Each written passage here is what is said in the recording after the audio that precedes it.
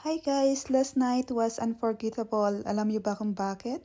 I got to experience my very first Pyro musical with my sister. Ang saya ng atmosphere, lahat excited, my families, barkada at couples. Bago pa nagsimulang fireworks, nauna yung magical fountain show. Sobrang mesmerizing. The way the water moved with the lights and music for introductions sa mas malaking spectacle. Tapos nung nagsimula na yung fireworks, grabe, parang buong crowd huminto at sabay-sabay nakatingala. Yung fireworks parang sumasayaw sa tugtog. Every beat may kasabay na liwanag sa langit. Pero ang nakakadagdag ng magic, yung reactions ng tao. Lahat napapahanga, sabay-sabay napahiyaw. Ramdam mo talaga yung collective joy. More than the lights and music, it's really about the shared moment. Hindi lang namin ng kapatid ko na enjoy, parang buong crowd naging isang family for a while. Ang sarap lang sa pakiramdam na kasama ka sa ganong experience. So if you get the chance, manood kayo ng Pyro musical, lalo na yung mga andito na sa Barcelona. It's not just about the fireworks, it's the music, the energy, and the joy of experiencing it with everyone around you.